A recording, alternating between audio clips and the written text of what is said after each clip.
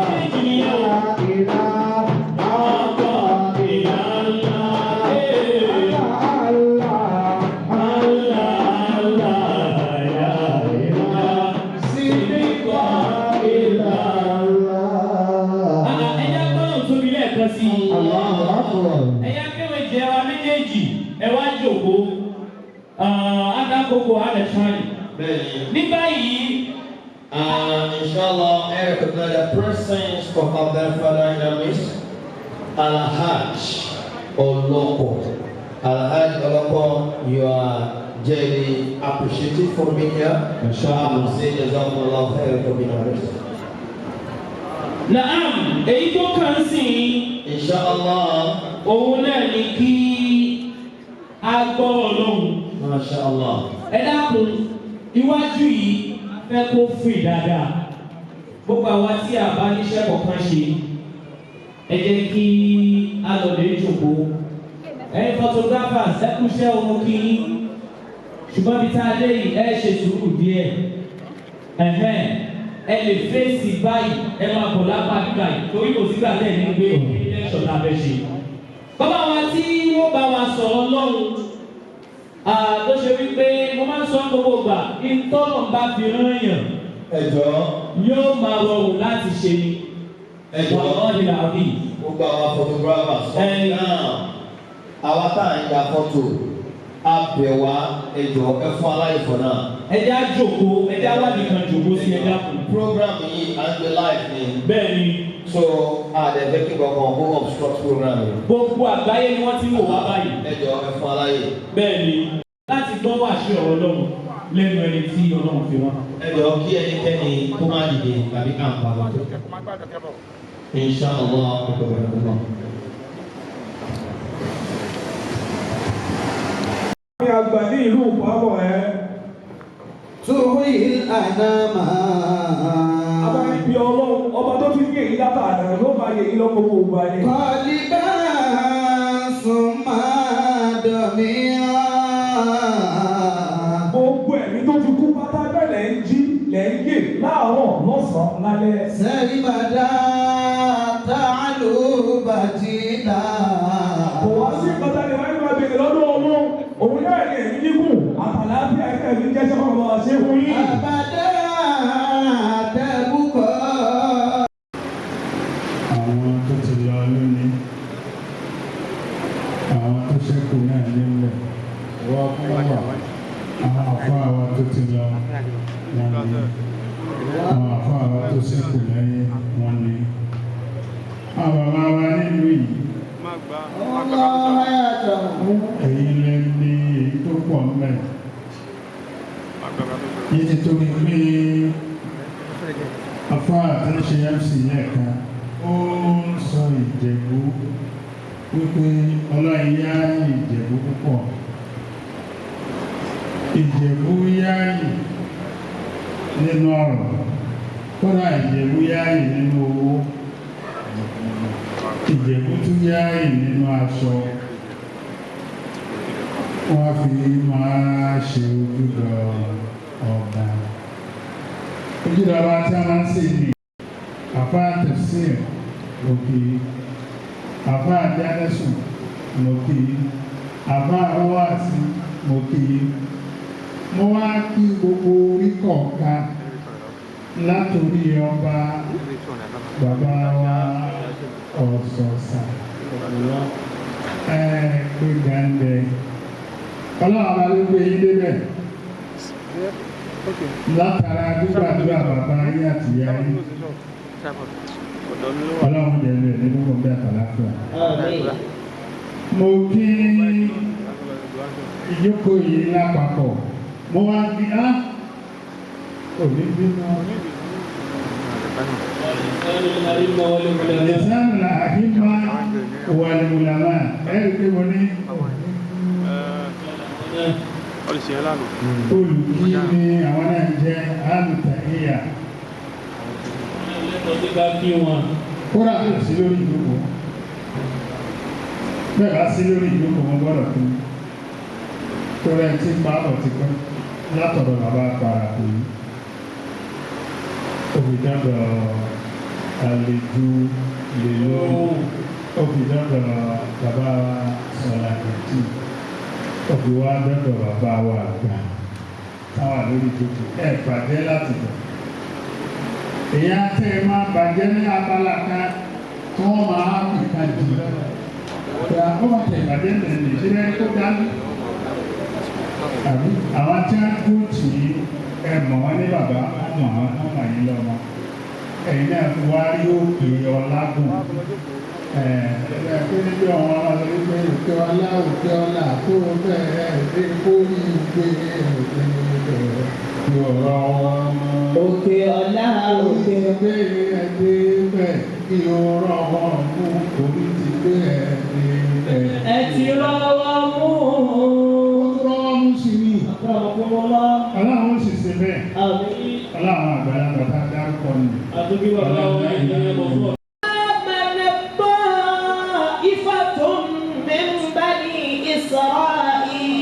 Mo fẹ́ mú yẹn èyí ni wá lápẹẹrẹ wípé wọ́n ṣe máa bí ìyẹn joyè, wọ́n bí ìyẹn joyè. Ẹ̀sìn ní bùkátà sí yín ni. Ẹ̀sìn ní bùkátà sí ìgbìyànjú oyè àbáàtò sẹ́ráìdà lẹ́ka ó ń ní màmá wa ká ó wá yìí ká bí pé nítorí fi kó wọn jẹ ní pé wọ́n lẹ́sìn. Ó wá mọ̀mí àti Salman Fari. Ìtọ́jú ẹ̀sìn pé wíwà nábì káàkiri ó ti wá dé Màdínà káàkiri ó tó dé Màdínà. Ìbẹ̀ lórí ìwọ̀n ṣàárù ìwọ̀n bẹ lórí làbídùn tí ń ká làbídùn lọ́wọ́ olówó rẹ̀. ló gbọ́ tala alẹ́ bàtẹ́rọ aláìnàmẹ́ntánì yàtẹ́.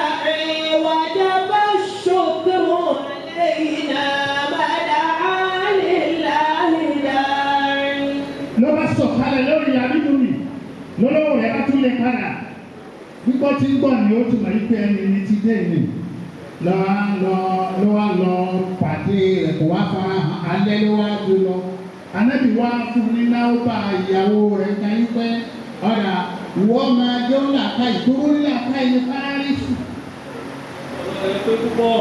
ọpọlọ rẹ̀ pé gbogbo tí wọ́n máa fi ìyàdùn yìí sí náà nù kí wọ́n lọ kúnnà dírán dínà láyé wàhálà hù. àpẹjẹ padà lára láti wa níjẹ̀bú-Òde àpẹjẹ padà lára bàbá ìmáàmù àpẹjẹ padà lára ẹ̀sìn nínú ìlú wọn ẹ̀kún ẹ̀sìn lọ́wọ́ sí àtẹ̀yìnbọn. Bàbá Suratul Hajj tó ṣe déédéé àsìkò àwáyé afẹ́ bọ́ sí Zulhijja àyà mẹ́ nínú àyà 40-41. wala yansuranna Allahu man yansuruhu. àdéhùn àtọ̀dọ̀ Ọlọ́run ni kó wọ́n máa ràn lọ́wọ́ ẹni tó bá ràn ń lọ́wọ́. báwo la ṣe fẹ́ ran Ọlọ́run lọ́wọ́ ṣe bó ní ràn yàn lọ́wọ́. ọ̀nà tá a wá gbà tá a fi ràn Ọlọ́run lọ́wọ́ òun náà ni láti ran ẹ̀sìn lọ́wọ́. ẹ̀sìn ń bẹ àtìlẹ́yìn ń bẹ lọ́dọ̀ àwọn èèyàn tá à ń ṣẹ̀sìn pẹ̀lú ẹ̀sìn. alladhina in makkannahum fil ardi aqamu as-salata. fil ardi Ọlọ́run àgbà ló ṣe yín ní pàtàkì nínú ayé. At-tamkin wal-imkan ó wà nínú ayé yìí. ní tìtorí ní a fi wá ní ọ̀dà á fi wọ́n jẹ oyè. gbogbo oyè ó kọ tí wọ́n lẹ̀ máa yín lórí ẹjọ́ orí bẹ́ẹ̀. Aqamu as-salata. nínú kórí bẹ́ẹ̀ ni pé bẹ́ẹ̀ bá jẹ́ kírun tẹ́lẹ̀tẹ́lẹ̀ ẹ̀tẹ̀ra márùn-ún kíkí nínú ẹ̀kọ́ ni. látọ̀ọ́bá nínú jákujàku kan tí ó ní fún mọ̀ yóò máa jẹ́ bàmújẹ́ máa tó nílẹ̀ akáì. àtúnrẹ́sì múlé rẹ̀. wa atawu az-zakata. ẹni wọ́n bá fi jẹ́ òye gbọ́dọ̀ jẹ́ ni tí ó máa ṣe ìdáhùn sàkáàtì. sàká ń bẹ sàárà ń bẹ ẹ gbọ́dọ̀ láàánú gbogbo àwọn nǹkan kan tí ìsìláàmù ní ìdí tẹ̀ ẹ ti ń gbọ́ àbẹ́rẹ́ tẹ̀ ẹ ti gbọ́ ẹ di àwọn bàbá léèrè kí wọ́n ṣàlàyé fún mi. sọ́lá ló fẹ́ ṣe ṣe lọ́wọ́ sí bàbá yìí fún mi ní 2 million naira. ìṣí nínú ibi tá a wà yẹn bí yóò péré mi torí pé wọ́wọ́ náírà tó bá tù tán yóò di bílíọ̀nù yóò pé lẹ́yìn náà yóò pè. ìyàwó ṣáríà tó bẹ́ẹ̀ sí lọ àti tó bá làákàyè lọ ìròrí tí gíga ẹ̀sìn tí ó fi máa dé bẹ́ẹ̀ sí àbí mọ́sálásí tọ́lọ́ wọn bá gbé kalẹ̀ tí ń jẹ́ ní ẹ̀sìn. àwọn òwe kọ́mù ẹ̀dẹ́ bá mú kalẹ̀ fún wọn. wọ́n là á ó ànímọ́ ká. gbogbo tí ìsìláàmù bá fẹ́ ẹ máa pèrò sọ́kọ̀ àlùmọ́ńkà nígbà tó ní àlùmọ́ńkà wákìlá wọ̀ṣára kan lágbèékalẹ̀ tòfin mọ́ńkà gbogbo tí là kẹ́tẹ́ sí o àti mọ́ńkà ní tí là ká yìí kọ̀ ká gbọ́dọ̀ dé díẹ̀ ká gbìyànjú ká jẹ́ pèrò sọ́kọ̀ ká má máa jẹ́ pé àkòyé mi débẹ̀ báwo ni ìfẹ́ yẹ níbẹ̀ yìí tí ò bá yẹ ẹ béèrè lọ́dọ̀ àwọn bàbá. walillahi aqibatul umur. àtúbọ̀tán lágbá àwọn tá ti lọ nínú wọn kú iṣẹ́ bàbá wa kan ìmọ̀ ọkọ̀ tí wọ́n ń pè wọ́n tán kọ́ mọ́sálásí sábà lọ sọ́nà ìgbàgbàgbà jù lẹ́gọ̀ọ́sì. bàbá wa Tòbé tí ẹ bá wo láì àti fọ́tò tí bàbá yẹn fi kọ́lé tó fi kọ́ mọ́sálásí rẹ̀ èyí ó ti mọ̀ yí pé àwọn tí wọ́n ń bẹ ní láì táwọn bàbá yìí wà níjọ́ náà iṣẹ́ ni wọ́n ṣe. Ìjẹ̀bú ti ya ìdúpẹ́ bó ṣe gbà kọ́lé rẹ̀ àti sọ́yè yìí náà bóun náà ṣe gbà kọ́lé díẹ̀ òun níṣẹ́ kọ̀ọ̀rọ̀ lọ́wọ́ gbẹ́lòmíì lọ. Ó tún níṣẹ́ gbangba ṣùgbọ́n iṣẹ́ kọ̀ọ̀rọ̀ ló pọ̀ ju gbangba lọ nínú iṣẹ́ tó lọ ní kó wá ṣe láyé. Tó bẹ́ẹ̀ ni ẹ wo mọ́sálásì ẹ wo bó ṣe gbà kọ́lé lórí kọ́lé lẹ́tà mo wá wò wípé ó kọ́ bó ṣe kọ́ nígbà mi tí ò rẹ́ lẹ́ẹ̀lẹ́ tóbi ilẹ̀ ajá sí pé ó lówó ó lẹ́sìn ó níbẹ̀rù Ọlọ́run ní jẹ́ ó máa jẹ́jẹ̀ mú títí kódà déwájú Ọlọ́run á máa jẹ́jẹ̀ mú nítorí pé tá a bá mú tọ́lọ́run bá tá a ní ìsẹ̀ ẹ̀mọ́ yá yí wa jásálà ọ̀rẹ́ rà. Jazallahu khairan man a'ana wa anfaqa. Ẹ̀yin olóyè mi Ọlọ́run kó bá a san yín lẹ́san. Man a'ana wa anfaqa. Ìrànlọ́wọ́ fún tí wọ́n pè yí sí. Iye tí wọ́n wá fún tí mọ́sálásí Ìjẹ̀bú Òde ń béèrè ni wọ́n ti dárúkọ nì. Léyìí tó ìjà sí pé bẹ́ẹ̀ bá jẹ́ ó gbàjọ. Ọlọ́run ó gba ayé tí yín náà jọ tíbà nípa. Jazallahu khairan man a'ana wa anfaqa.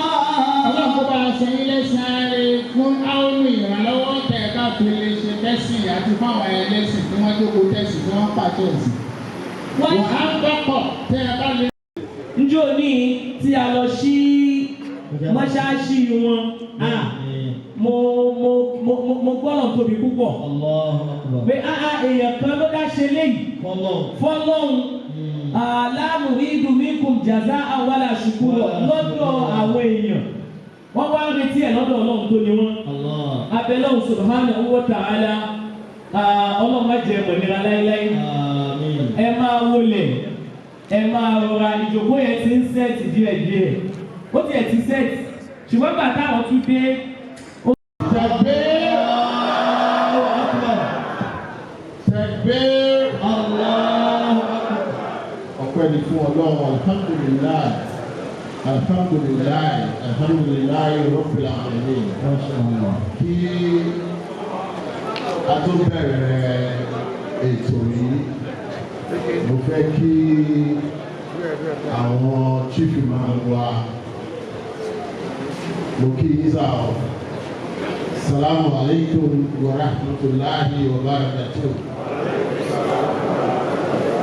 Mo fi ti orúkọ tí wọ́n kí gbogbo àwọn imams dànkọ̀dànkọ̀ tó jókòó sí orí ìjókòó lẹ́yìn àti gbogbo àwọn tó ń darí ètò Islam ní ilẹ̀ Ìjẹ̀bú-Land.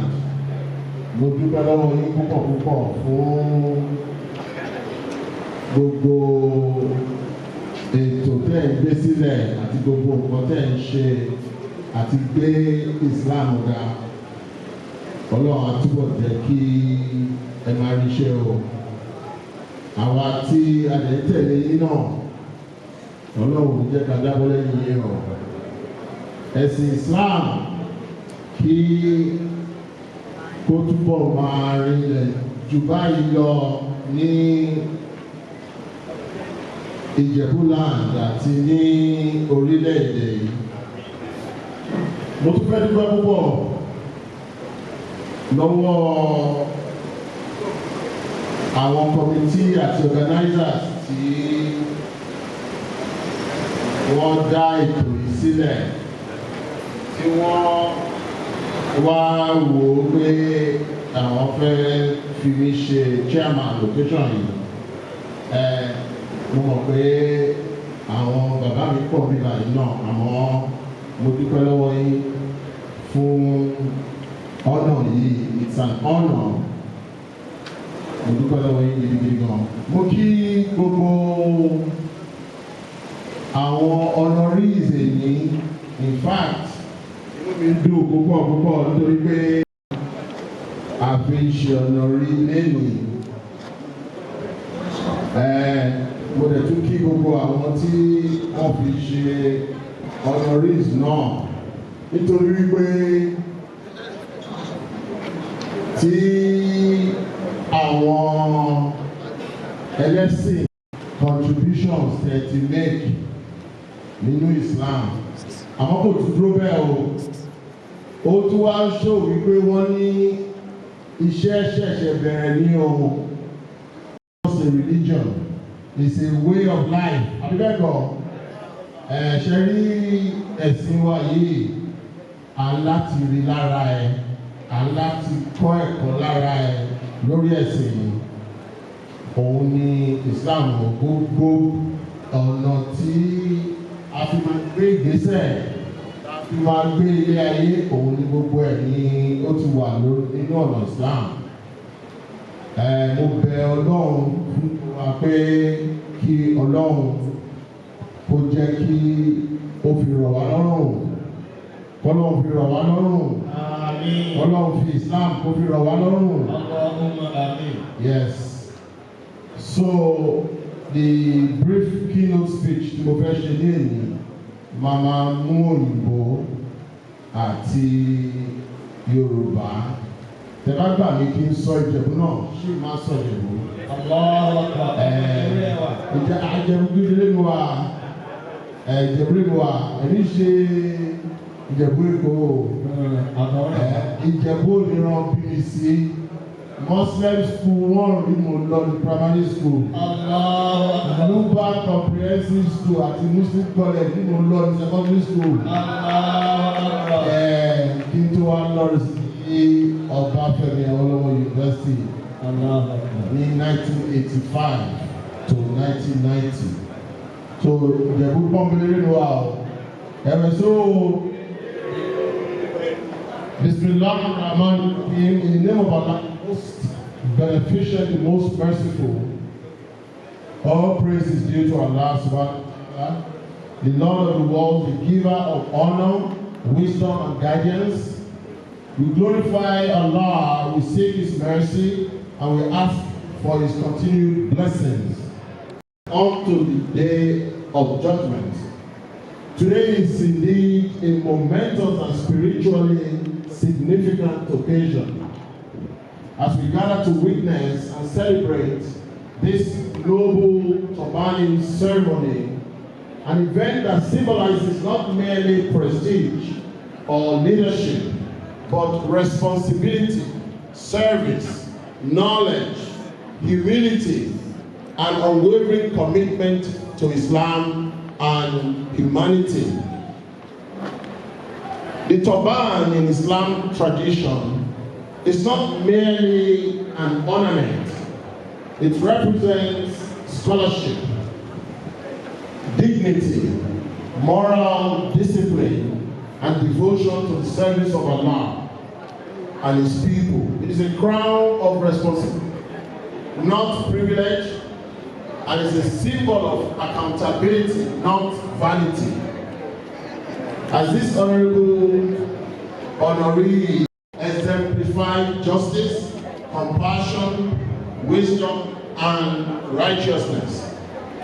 The Holy Quran reminds us, indeed, the most noble of you in the sight of Allah is the most barakah in these noble positions. May these turbans be a source of honor in this life and reward in the hereafter. Once again, congratulations to all the honorees. Jazakumullahu khairan. Assalamu alaikum wa rahmatullahi wa barakatuh.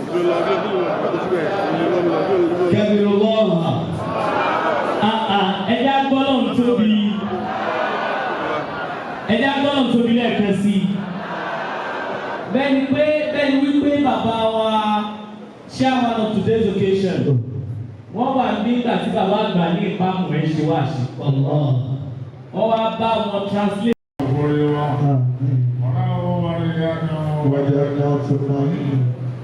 Àwa tí gbogbo àwọn bàbá wa tó ń bẹ jòkó, ẹnu bàbá wa tó ń ṣe lẹ́kṣọ̀ fún wa, bàbá wa ìpamọ́ rẹ̀, ọlọ́dà kan lọ́rọ̀ ẹ̀bí ní o àárẹ̀ ní àtọ́ ọlọ́run lọ́ba kò pàdé ó dàrú àárẹ̀ ní àtọ́ máa dámọ̀ lọ́dà kan pàdé ó dàrú.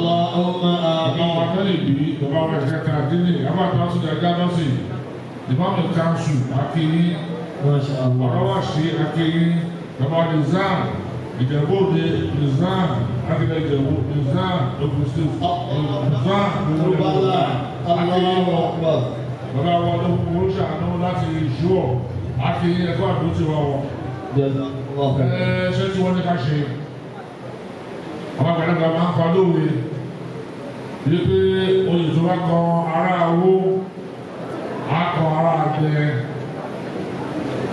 oyè tó bá kan ará owó á kan ará ẹ̀jẹ̀ onídìdà nìyẹn o kì í ṣe wo oyè tó bá kan ará owó á kan ará ẹ̀jẹ̀ àti awó bí bàtà tó lọ bọ́ lóde àti ìyẹ̀wò òde ni ẹ̀bí bàtà tó lọ bọ́ bá lù fún àti ìyẹ̀wò òde bọ́sọ̀ wà nìyẹn.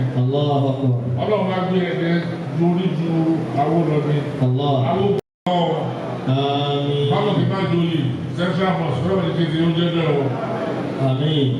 gbogbo ẹni bàbá wa tẹ́ àwọn ẹ̀dùn fúnà bàbá wa commissioner sí wa education bẹ̀ mí finance bẹ̀ mí ọlọ́ọ̀bàdà kọ́lọ́ ló fi gbé ìjẹ̀bú òde ga tó fi gbé ìjàkínlẹ̀ ìjẹ̀bú ga tó fi gbé Islam ga ọlọ́dà kan lè jábọ́. má jẹ ẹ̀tọ́ má jẹ ẹ̀tọ́ ṣé ọlọ́wọ́ àbọ̀ ọlọ́pàá máa ṣe gbogbo wọn. àwọn bàbá rò lọ wọn rò bọ̀ lọ́sibù yìí pé ẹjọ́ bá ṣe dáadáa ó yẹ ká fi ẹ̀sọ́ dáadáa pàdé ẹ̀.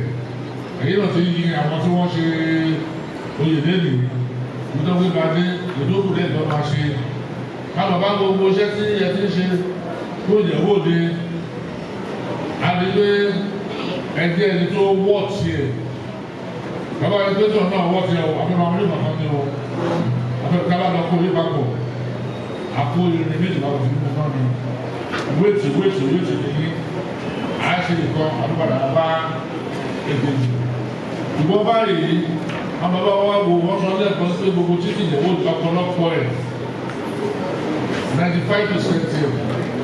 How are you doing? Allahu Akbar. 5% go for your our spiritual Bẹ́ẹ̀ni. Wọ́n ti ṣe ti bẹ̀rẹ̀ yẹn lówó ìdájọ́.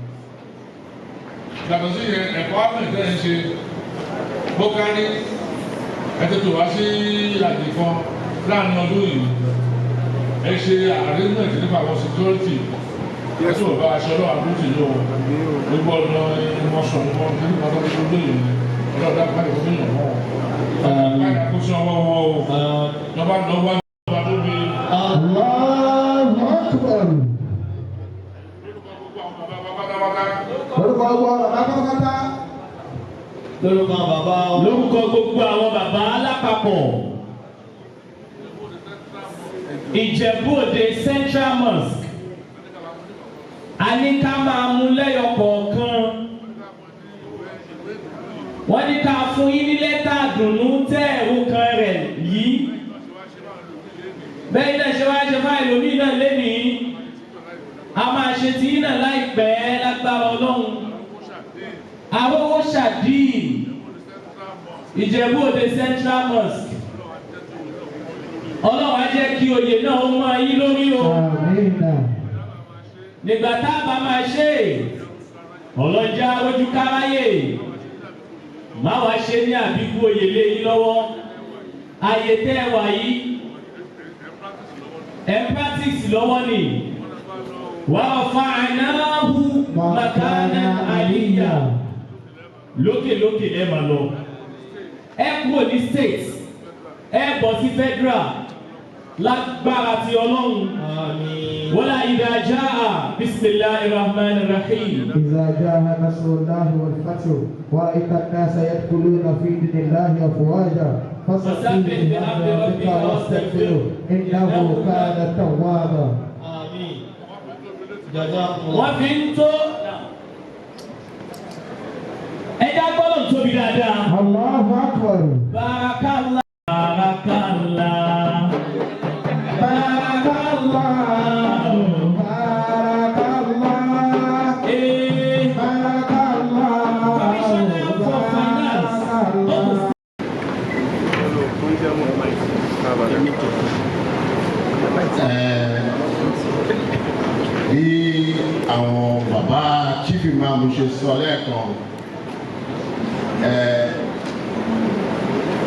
oyè tí wọ́n ṣẹ̀ṣẹ̀ fún mi ṣe ló yà mí lẹ́nu gan-an ni nítorí wípé wà láìtàláì sínúbi láì razim mi ò tiẹ̀ rò wípé wọ́n ti plan kìíní yìí dé mi ò tiẹ̀ gbúrò ẹ̀ mi ò gbọ́ rárá àmọ́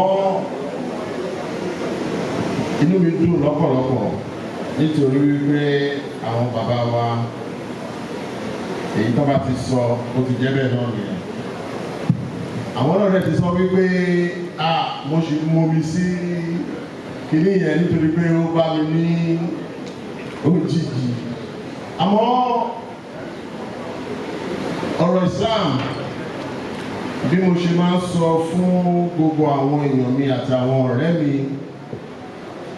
gbogbo àwa mùsùlùmí pátápátá aláti máa dá sí ní gbogbo ìgbà ní gbogbo nǹkan tá a bá ní Ọlọ́run ló fún wa Ọlọ́run ló fi wá ṣe sábàbí nǹkan náà kò kí ń ṣe pé àwọn ọmọwé jù o kò kí ń ṣe pé ìwọ ló ṣiṣẹ́ jù o kò kí ń ṣe pé ìwọ ni okírun jù o àbúrò ló nígbàgbọ́ jù o Ọlọ́run kàn fún wa ní gbogbo rẹ̀ yìí ni ìyẹn ló ṣe jẹ́ pé aláti máa dúpẹ́ ní gbogbo ìgbà àmọ́ ọpẹ́ tó máa dá yẹn gan kò ń ṣe ọpẹ́ kakọ̀ máa dọ́pẹ́ nìkan àwọn máa ṣe àlàáfíà ní gbogbo ìgbà àmọ́ láti fi àwọn nǹkan tí Ọlọ́run tó fún wa náà aláti fi máa sínú Islam so nítorí tẹ́lẹ̀ yìí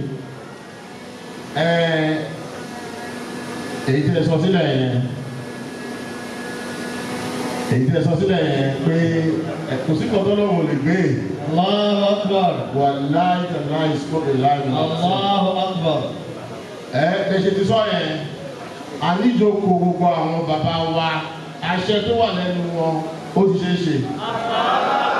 ẹgbọ́n náà fi ẹgbọ́n náà ń tóbi dáadáa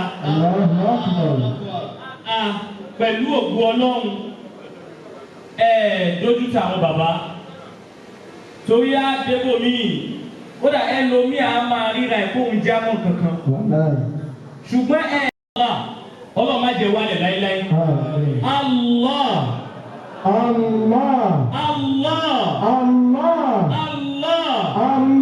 Bí tí máa ń jẹ́ lọ́dọ̀ àwọn àgbàlagbà, Ọlọ́run má ṣàlàyé ìjó jẹ́bẹ̀ fún yín. Wala hawlu wala quwwatu àká bá ní ọmọ ṣàdúrà fún yín, àsìkò lọ. Àsìkò ilé ìṣe yẹn. Tó yá àsìkò. Thank you very much. Bàbá àgbàgbà mú yẹn ṣe púpọ̀. Jazakumullahu khairan. Honorable Commissioner for Finance. Bẹ́ẹ̀ni. Àdèmọ́rẹ́rì yìí we say Jazakumullahu khairal jaza. Because we have promised that we are going to be time conscious. Masha Allah. La ilaha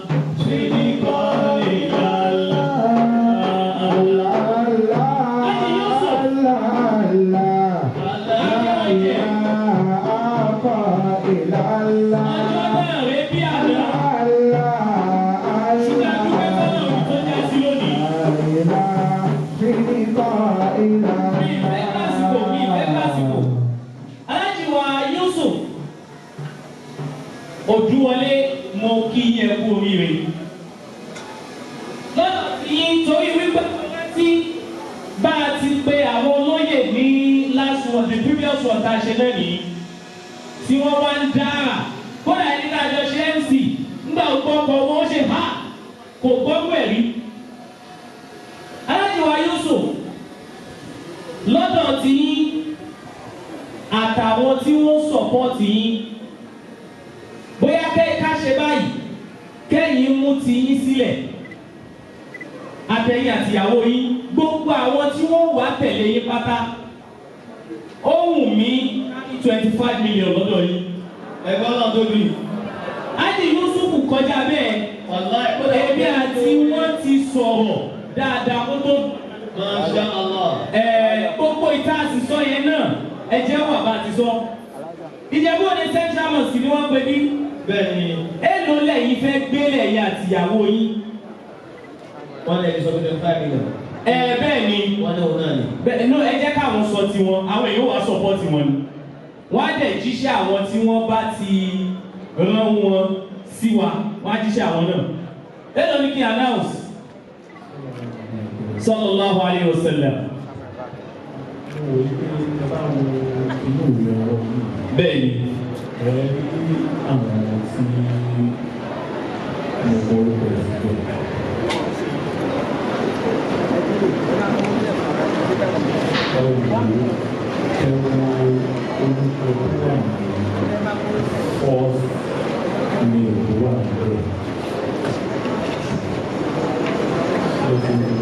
Inshallah mo máa rí sìn ọ̀rọ̀ owó lélẹ́yìí.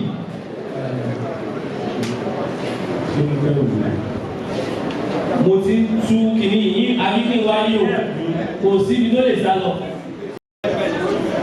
Wọ́n ní page 67 ló wà. Inshallah 67 Honorable la ilaha illallah Honorable Oladapo Okubadejo, Honorable Commissioner for Finance and Chief Economic Advisor. Wọ́n ní kí n dákọ̀ yẹn. Bẹ́ẹ̀ni ẹ ṣe dáadáa. Mo mọ̀ wọ́n gan. Bẹ́ẹ̀ni. Ó sì wà ní mi ò lè sọ ọmọ níwájú rẹ̀. Ọlọ́run dẹ̀ ká dára wípé bí wọ́n ṣe dé bí oyè sí àwọn ìròyìn program oyè ìròyìn wọn. Ọlọ́run dẹ̀ ká dára wípé lórí fúlà wọ́n fẹ́ ṣe ọ̀gá mi ti lè. Allahu Akbar. Adakọ̀ ọ̀gá yín sà pé ní tí wọ́n ṣe as chairman. Afẹ́ because gbogbo ìta ìṣe yìí lọ kọjá náà mo rántí pé gbà kan ṣe. No. Èmi ò ní mention ní tẹ́lẹ̀ níwájú wọn o. Ó dáa ẹja ṣe báyìí. Mo mọ̀ yí ẹ mọ̀ mi. Bàbá ti gbé project àwọn ìwé. Èèyàn ní jẹ́ ìmọ̀ owó yẹn wọ́n pè é. Oyin ti pé jù. Bàbá ti gbé project àwọn ìwé. Bẹ́ẹ̀ni. Tí mo lè ti ń ṣe tẹ́yìn náà lè testify. Bẹ́ẹ̀ni. Ẹ jẹ́ di project àwọn ìwé yẹn mú. Àtìyàwó rẹ̀ ká máa ṣe lọ. Ẹja gbọ́dọ̀ ń tóbi dáadáa. Èyí tó jẹ́ giant nínú ìwọ̀nba fẹ́ ṣe lé Ọlọ́run kádàrá tó jẹ́ wípé àti ọmọ bàbá náà ní lọ́dún náà. Bẹ́ẹ̀ni. Bàbá tèmi ni wọ́n. Bẹ́ẹ̀ni. So ṣẹ́wọ̀n bó sọ wọ́n mi.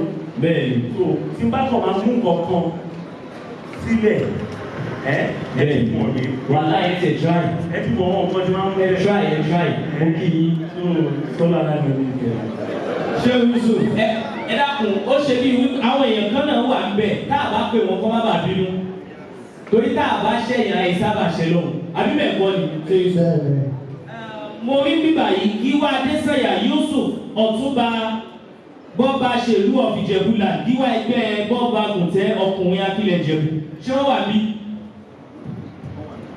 Wọ́n ní wọ́n wà bí ẹ má bọ̀ wá sà.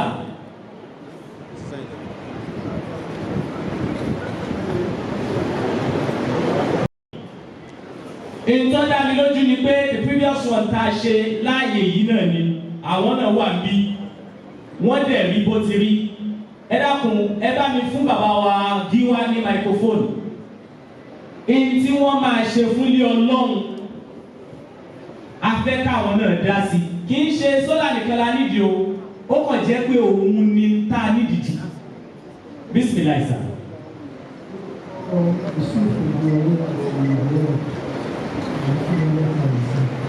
Ẹja gbọ́dọ̀ ń tóbi. Ọlọ́run kó falùbákà sí jazakumullahu khairan. Gíwá Muftahu Hussaini Ìjẹ̀bú Òde local government ṣé wọ́n wà bí? Nítorí àsìkò ọmọọba Ọlábọ̀dé Ọ̀nànúgà the CEO Chicken and Co ṣé wọ́n wà bí sà? Wọ́n ti dé Aláàjì gbogbo àwọn tá à ń pè yìí ẹ mọ bẹ́ẹ̀ ti yanjú wọn. Ẹ ní náà kì ní ráàkì ẹ̀jẹ̀ ń dúró bẹ̀. Èlò ní kí announce 250,000. 250,000 naira. Jazakumullahu khairan jaza.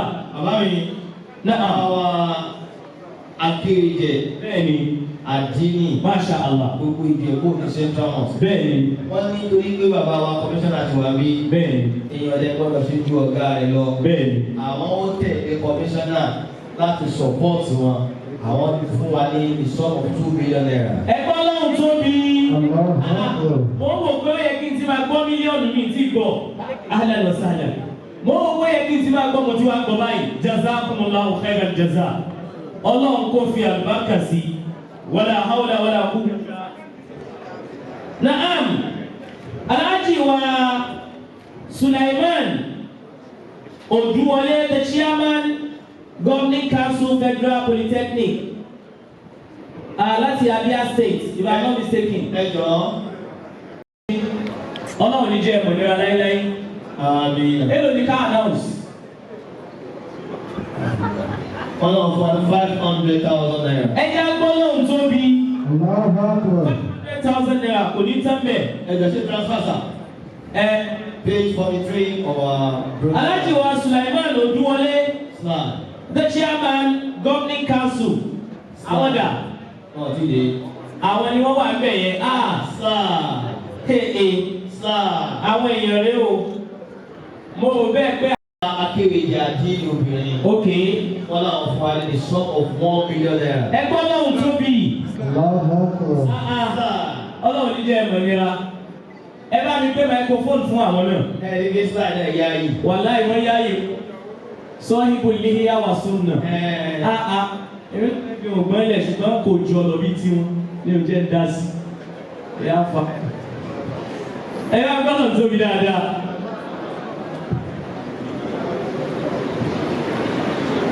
Bàbá Lìsánù ó ti rí nù. Ọlọ́jà ayẹyẹ pẹ́. Bàbá Sly wọ́n ti ṣe dáadáa. Èlò. Insha Allah àásọ fáwọn ẹ̀yìn bàbá. Insha Allah.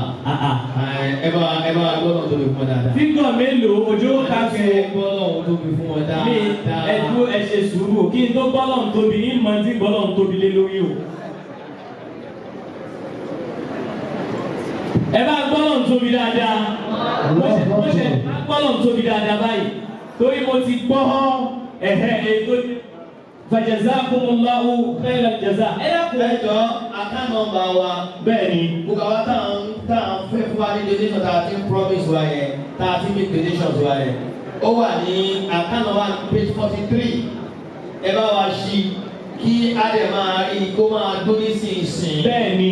Ẹ dákun. Ká máa ṣe. Ní ẹ máa bọ̀ lẹ́gbẹ̀ẹ́ àwọn bí. Wọ́n lẹ tẹ̀lé wa ẹ tẹ̀lé àwọn náà wá lónìí. Ó bá tiẹ̀ jẹ́ pé ìjẹ́bú ní Central Mosque bá wọ́n bá invite wọn lọ́tọ̀ ṣùgbọ́n ẹ pẹ̀lú àwọn lónìí. Ẹ bá gbọ́dọ̀ tóbi dáadáa. Mo lè ti dárúkọ wọn kí wọ́n tó dé tẹ́lẹ̀ náà. Akéwì yẹn ní kẹ́ bá wọn kí wọn kẹ́lẹ̀ gba donation lọ́wọ́ wọn. Bẹ́ẹ̀ni bàbá wa kódà mo kí yín púpọ̀. Ọlọ́run kí ẹ mọ̀ nira láíláí. Masha Allah. Gbogbo gbàlá ń gbádùn yín pẹ̀lú ògùn Ọlọ́run ẹ̀ wálẹ̀ o. Wọ́lá lórúkọ akéwèjẹ ẹ má bínú bá àjẹkẹ jòkó torí àwọn táìmù ni lórúkọ akéwèjẹ àdínì donation ti yín sà ẹ bá mi fún ọmọ ẹ má bínú bá àjẹ jòkó bí jòkó bá ṣe rí láì.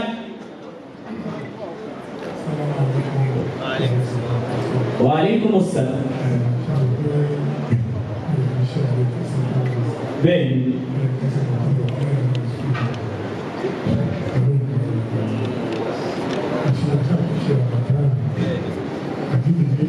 Masha Allah. Okay. Ẹ gbọ́dọ̀ ń tóbi dáadáa. Wọ́n ti sọ̀rọ̀. Bẹ́ẹ̀ ni fún wa lówó tí ò ṣe é gbé. Bẹ́ẹ̀ torí ẹ̀ mo ṣe gbọ́dọ̀ ń tóbi. Ọlọ́run ní jó tán bẹ̀. Wala hawla wala quwwata. Wala ẹ̀yà yìí pọ̀. Mo fọ́ fún yín lọ. Bẹ́ẹ̀ni. Náà nítorí àsìkò ẹ jòkó ẹ méjèèjì lọ́dọ̀ tí wọ́n ọkọ ọkọ wọ́n fún wa ní 2 million aya fún wa ní 1 million gbogbo àwọn tí wọ́n tẹ̀lé wọn Allahu Akbar pẹ̀lú Ọlọ́run ẹ̀ ní mọ̀nira láíláí a pè yín ẹ̀ lójú tì wá náà ti pè ní donation báyìí òyìnbó ní wọn yóò wá sọ òyìnbó tí ó da abẹ́lẹ́ ọ̀ṣọ́ Ọlọ́run wọ́lá kú ìlàbílà ìlàbí nígbà yìí inshallah gbogbo àwọn donations wọ́n ti make yẹn.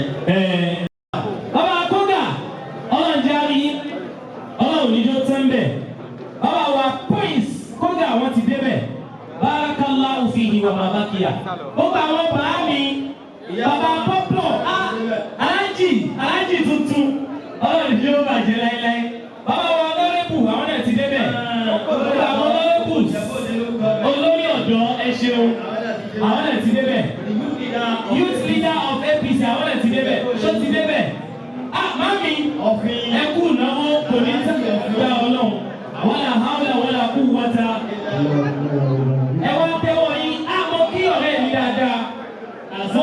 mi dáadáa bọ́dà wa kẹ́sìmú àwọn náà débẹ̀ mo kí bọ́dà ọ̀rẹ́ mi dáadáa mọ́lẹ̀ níyàwó kékeré ẹlẹ́wà tó ti dín ńlá ẹlẹ́wà báyìí. Yẹ́wò mami ẹkú náwó kò ní pẹ́pẹ́ lágbára Ọlọ́run wàláhì wọ́n bu owó lẹ̀ o ilé òdúwọlé náà láti rírú ẹ̀ ilé bàbíta náà láti rírú ẹ̀ ilé alátiṣe náà láti rírú ẹ̀ ẹ bá mi sọ fẹ́ gba alhamdulillah ẹ tẹ́wọ́ yín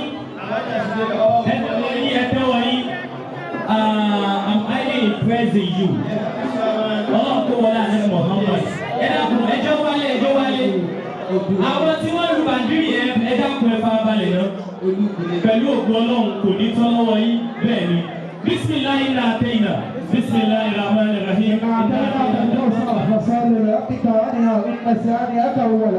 appreciate àwọn tá a ṣiṣẹ́ náà. Oya alájà sẹ́wọ̀n lóya bisimilayi ó tá a ṣiṣẹ́ appreciate àwọn náà. alákùnrin àwọn aláyọ̀ tí fàs ẹ má bínú sà ó bá àwọn tí wọ́n ń tẹ̀lé mi kì í ṣe torí tọ́lọ́run nìkan. Abali bẹ́ẹ̀ ni ilé òbí wọlé la wà ní ànídìí àti stress ara wa ẹ ṣeun àwọn oya púpọ̀ àwọn tá a tẹ̀lé wọn wá ó ti yá ẹ ṣeun London bàbá wọn ò dún wọlé oya níbẹ̀ la wà yìí màmá olóyè lérò wàláì wọ́n ṣe dáadáa gbogbo àwọn tá a tẹ̀lé wọn oya lábẹ́ kó máa yá oya ẹ máa lọ síbẹ̀ ẹ wá lọ lè wé gèlè oyè ẹ wá bẹ́ẹ̀ ni sà ó mọ̀ là ń ṣe sà bẹ́ẹ̀ ni sà oya wọ́n máa ka citation wọ́n báyìí ẹ dákun àwọn tá a bá ní nǹkan ṣe lórí. The citation of Alhaja Adebanke Saidat Oluwole Adewete Adini Obìnrin Ìjẹ̀bú the Central Mosque. Alhaja Adebanke Saidat Oluwole was born on July 20 in the 80s in Ìjẹ̀bú, Ogun State, Nigeria, into the prominent Alatushe family in Ìjẹ̀bú. Her foundational education was completed at Happy Day School and Anglican Girls Grammar School, both in Ìjẹ̀bú, followed by a bachelor's degree in education, specializing in accounting from the University of Ibadan. Through an affiliation with the Taisholari University of Education, she furthered her academic profile with a master's degree in management from the University of Rexford and an NVH level 4 qualification in health and social care from the London College of Professional Studies. Professionally, Alhaja Oduwole has garnered extensive international experience, having worked in manufacturing management with General Motors in the United States and later founding Alinsi Construction upon her return to Nigeria. Currently residing in the United Kingdom, she works as a dedicated support worker within the healthcare sector. She's happily married to Alhaji Yusuf Oduwole, with whom she shares several children, and continues to be recognized for her community service, resilience, and commitment to lifelong learning. Kabirullah. Ẹ jókòó fún ayé màmí. Akéwèjà dín obìnrin ẹ má gun orí ibẹ̀ yẹn dákun. Kò sí pé ṣé káwé mọ́ kọ́ máa wé lókù. Ẹ máa wé lókù. Bàbá kọmíṣọ́nà for finance wò wá. Wọ́n ní a máa wé lókù. Tàálídà. Tàálídà. Adẹ́kẹ́lẹ̀ ṣó wà ń bẹ̀. Tàálídà. Tàálídà. Wọ́n ti ń wé. Tàálídà. Wọ́n ti ń wé. Tàálídà. Gèlè akéwèjẹ. Akéwèjẹ àdínì. Tàálídà. Ọmọbìnrin. Nínú ìlú òde. Tàálídà. Wọ́n ti ń wé. Tàálídà. Wọ́n ti ń wé. Tàálídà. Onídò tútù. Tàálídà. Onídòrí fífọ́. Tàálídà. Onídò tútù. Onídòrí fífọ́. Tàálídà. Ẹ á máa dára. Tàálídà. Ẹ á máa dùn sí ẹni bẹ́ẹ̀. Tàálídà. Tàálídà. Ẹ bá ẹni bẹ́ẹ̀ bá. Ee, á tù yín lára. Àbọ̀ yín lọ́rùn. Àsìkò tí ẹ yóò yẹ yìí. Á tù yín lára mi. Àtúnyìnlá. Bí báyìí, nítorí àsìkò.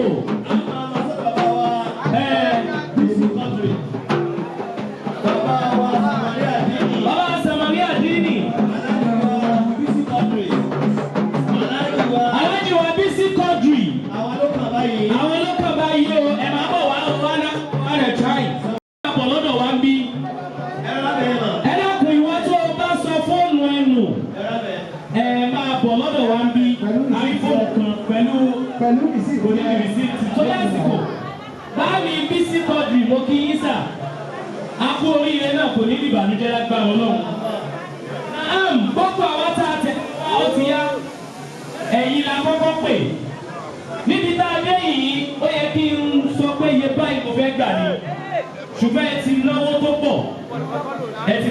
pọ̀. Ẹ ṣàbúwá lówó gidi. Bẹ́ẹ̀ ni kí ni sáìdì lọ́dọ̀ tiwọn. Bàbá wa Bísí Quadri.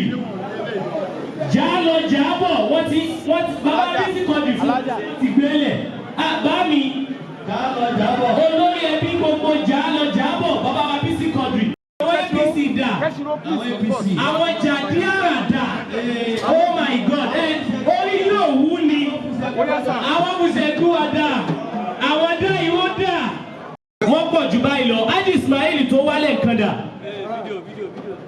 Kò yẹ kó bọ́ síta bí ta dé yìí.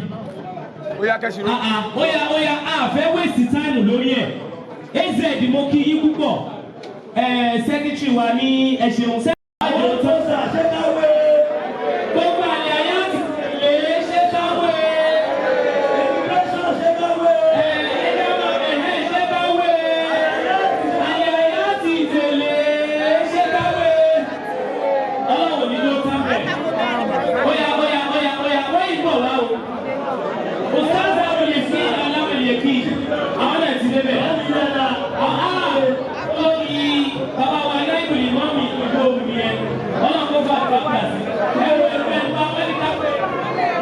Ẹ̀wọ̀ ẹ̀ṣẹ́ káwé ẹ̀yà ẹ̀dàkùn nítorí àsìkò àlọ́kùnrin ẹ̀dá ọlọ́kọ̀ wọlé àdá Muhammadu. Nínú ìnira láyé.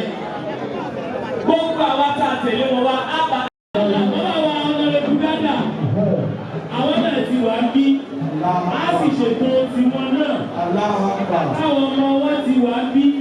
Àbí ká ṣètò tiwọn náà. Màmá wọn náà ti wà ń bí. So fún ìdí èyí, ẹ̀jẹ̀ yà lọ sí ọ̀dọ̀ Aláàjì wa Yusuf Odúwọlé Akéwèjì Àdúró. Ẹ bá mi gba máikrófóònù yẹn wá ẹ dákun.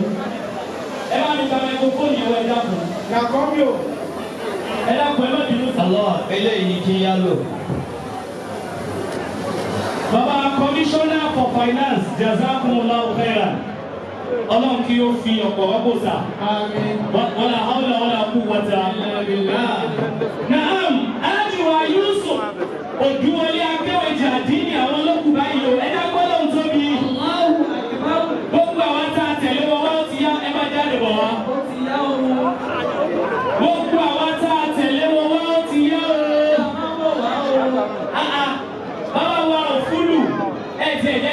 ẹ̀ tí a kó lẹ̀ ẹ má bọ̀ wá o.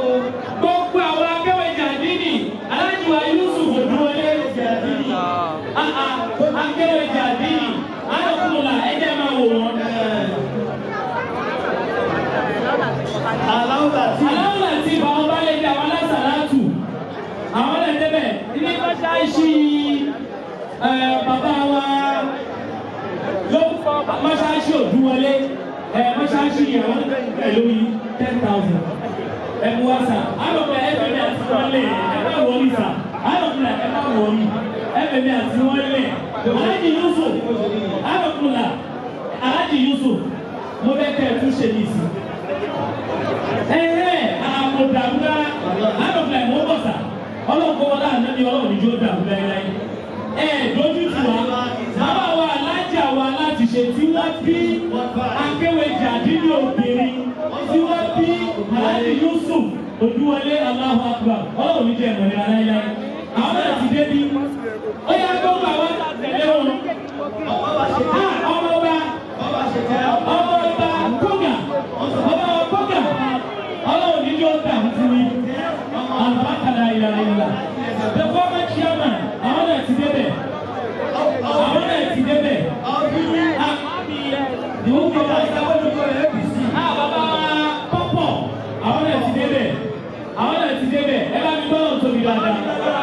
Máa wí aláṣọ òkè tó yáyì àwọn náà ti débẹ̀.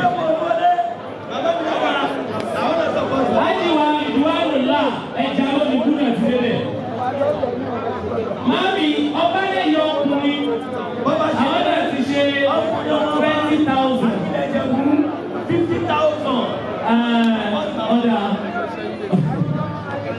Àkáǹtì mọ́ọ̀sì ni wọ́n ṣe yẹn sí. Àkáǹtì yẹn ò gbọ́dọ̀ dàpọ̀. Owó ti kàlẹ̀ lélẹ́yìí. So ẹ má jà ṣe sí àkáǹtì ti bí yẹn mọ́ o. Ó bá wá tá a bá ṣòwò ẹ má jà. Ẹ dàpọ̀ ẹ tẹ́wọ́ yín Aláàjì Yusuf. Ilé wa. Ẹ tẹ́wọ́ yín. Ọlọ́run kó wọn láàrin Ànábì Muhammad. Ẹ Yorùbá Ànábì. Ọlọ́run ní lójú tì í lágbá Ọlọ́run. Lágbá Ọlọ́run àsìkò tẹ́ ẹ jó èyí ẹ mọ̀ sí dáadáa. Àdìsá kúrò ní ṣẹlẹ̀ sí yín. Ẹ bá mi ṣàmì fún wọn. Ẹ bá mi ṣe wàdúrà kan fún Aláàjì Yusuf. Bismillahirrahmanirrahim. Wàdúrà wal-layli idha saja. Wọ́n dà á kà búkà ọmọ kọ̀ọ̀lá. Wàlásàmù yòtíkà búkà. Alábìyẹ̀ tìríkà ẹ̀tìmá.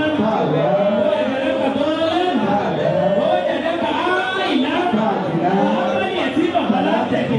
Wàhámà sáyà bàlátẹ̀kì. Wàhámà bìnrin lọ sí rọ́bíkà. Ní oníṣọ́ ìwípé èèyàn mi ni wọ́n. Kí n máa mo fẹ́ yọ̀ sí yín lọ́rùn èmi àti gbogbo àwọn tá a jọ ṣiṣẹ́ lápapọ̀. Báàmì ẹkú náwó bísímìlà. Bàbá wa tí wọ́n dúró ìwà lọ́ọ̀yà PhD ni wọ́n ní nínú linguistic àbí ọ̀lẹ́ ṣe pé Ọlọ́run ní yóò bàjẹ́ láéláé. Bàbá wọn olóyè wọn ti fún wa lówó tó bá ta tẹ̀lé wọn óyá ẹjọ́ máa fi síbẹ̀. Ọba ṣètẹ́ ẹjọ́ máa fi síbẹ̀ ẹjọ́ máa fi síbẹ̀ ṣeun. Óyá ká máa wọ ìṣó bá mi. Microphone yẹn dà. Dọ́kítà Ayẹni ẹgbẹ́ kìíní yẹn wá o, Allahumma, ẹ máa wí tẹ̀lé mi. Allahumma, tàwíjìmí, bìtáàdì, ìmánì, wàràhmà, bìyáyì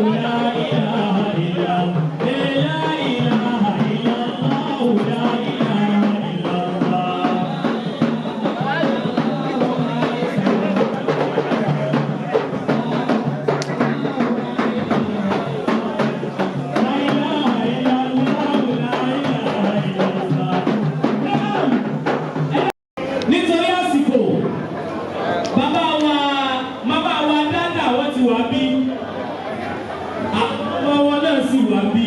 Bẹ́ẹ̀ni. Àwọn ìyàwó wọn wà bí. Bẹ́ẹ̀ni. A gbọ́dọ̀ ṣe bó ti yẹ ká ṣe.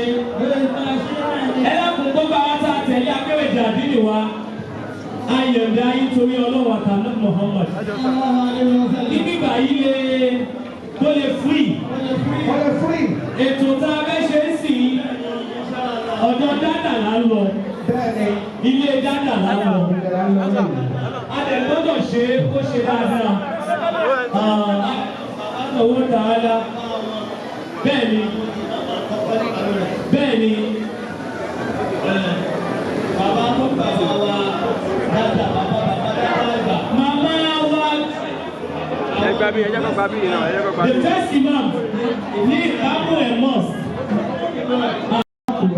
Ẹ dákun kí wọ́n máa bọ̀ wá fún ara wọn. Ẹ dákun orí bíbà yìí ẹ jọ. Màmá wa lẹ́dà wọ́n dà. Ẹ jẹ́ kó máa bọ̀ bí. Mamada.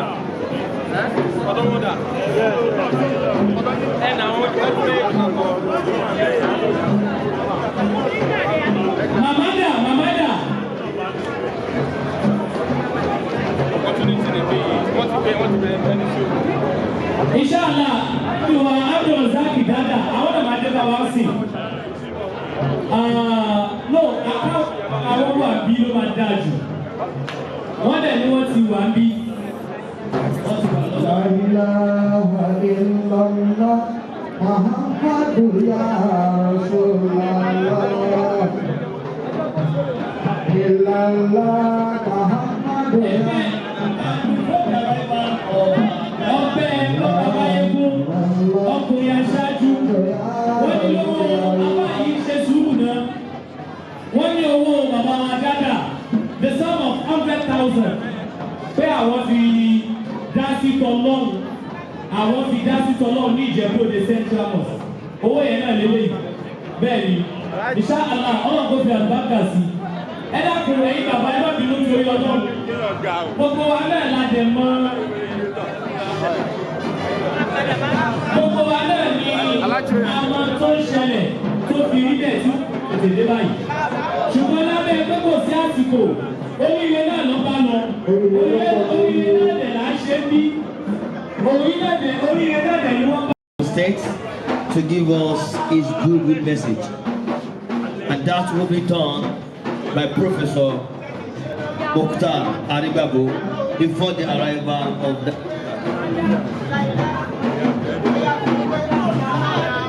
Assalamu alaikum wa rahmatullahi wa barakatuh.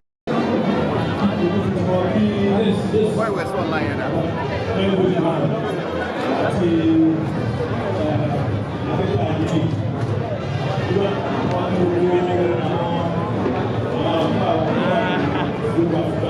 Malam yau ẹ má ti yà ó kì í ṣe kó yà sí bàbá olóyè yà fún fún yẹn sẹ́yìn bàbá olóyè yà fún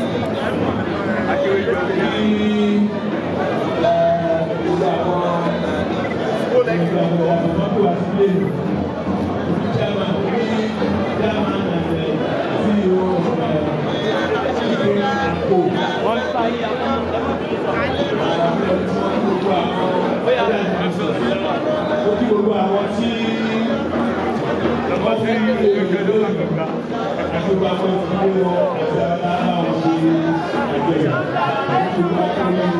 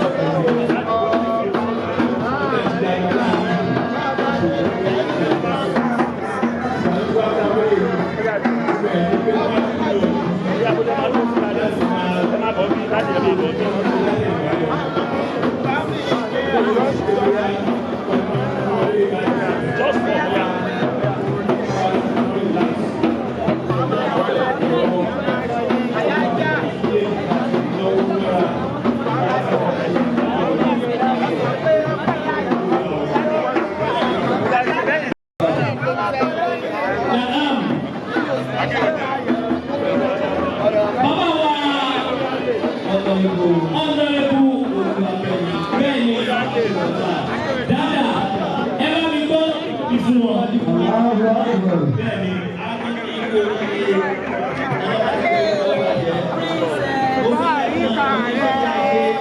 ó làwọn bàbá yín àwọn tí wọ́n bí yín iṣẹ́ ẹ̀sìn ni wọ́n ṣe.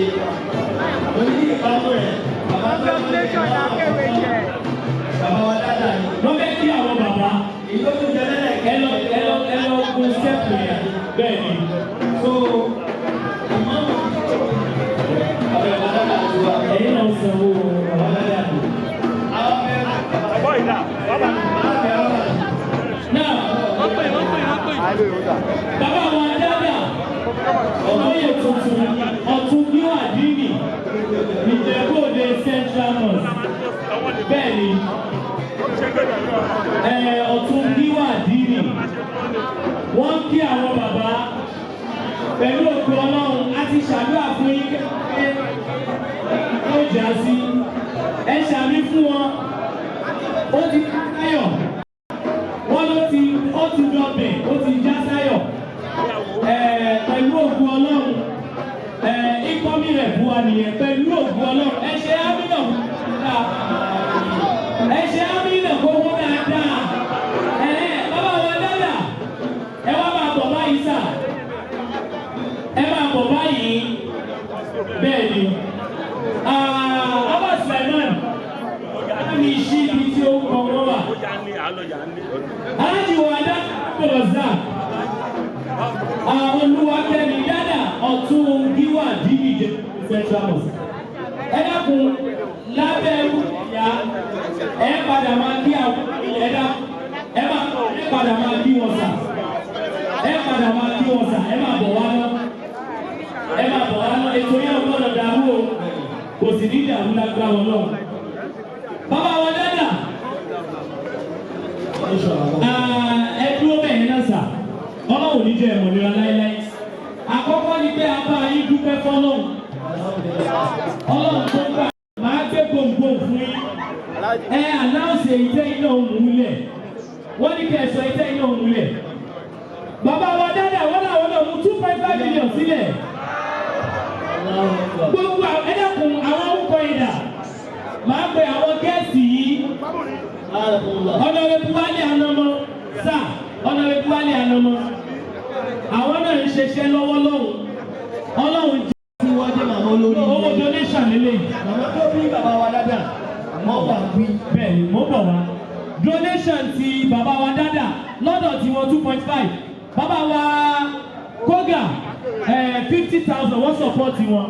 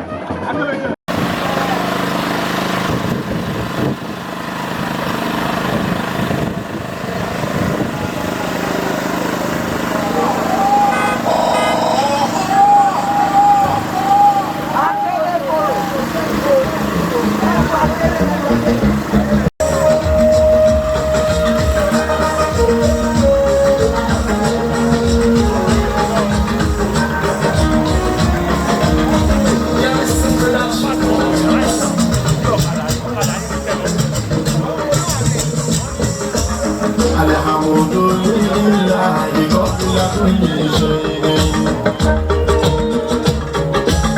الحمد لله بعد كل شيء الحمد لله في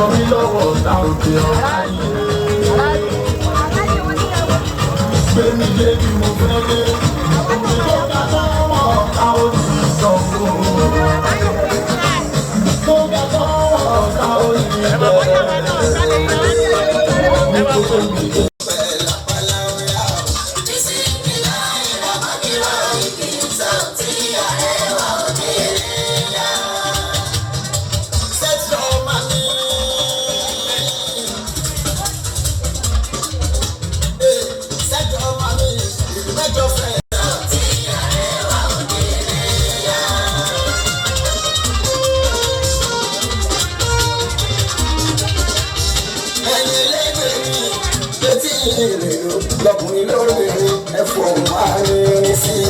bísí ní láì lámàdìrà ìgbésà tí ààrẹ wa ò délé yá. dókítà Azeez pòfẹ́sọ̀ Azeez èyí ò wá bọ̀ ẹni ńlá náà lórí ilé.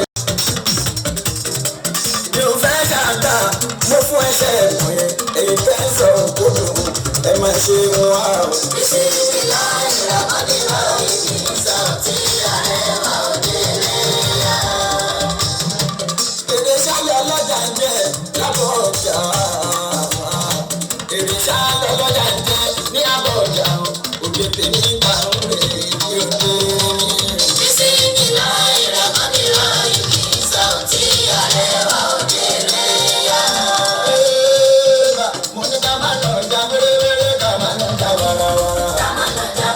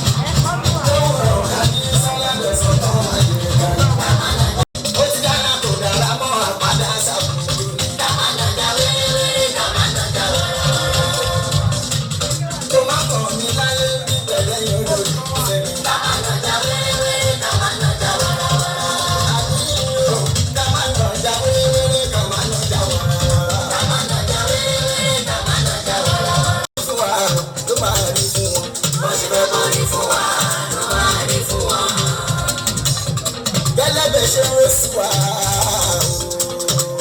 àjàre wa gẹ́gẹ́ bẹ́ẹ̀ ṣe ń ró sí wa ló máa rí fún wọn. wọ́n ṣe fẹ́ kọ́ rí fún wa ló máa rí fún wọn.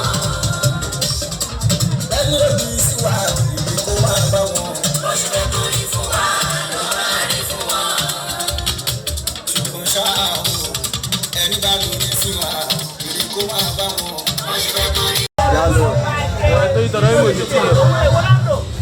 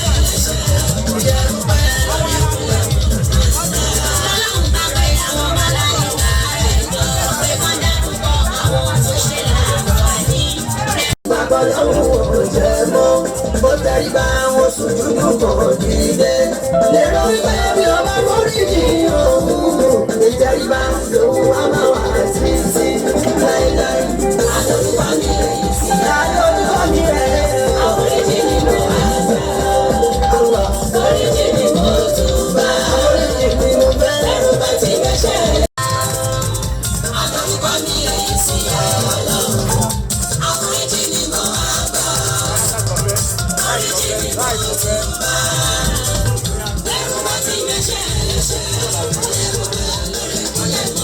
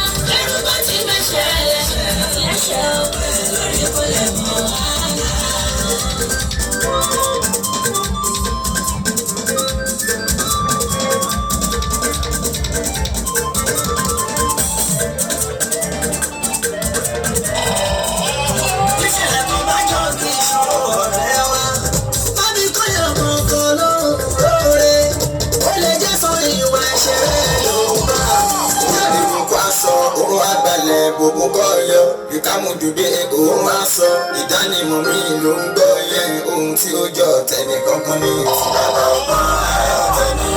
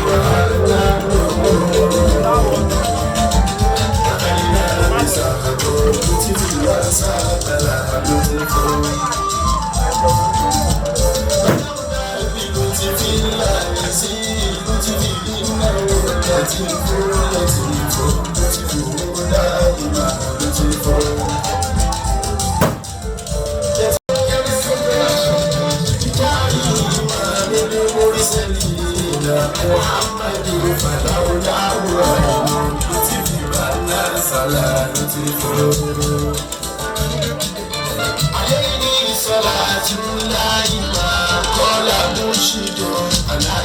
yálẹ̀ yálẹ̀ tí ó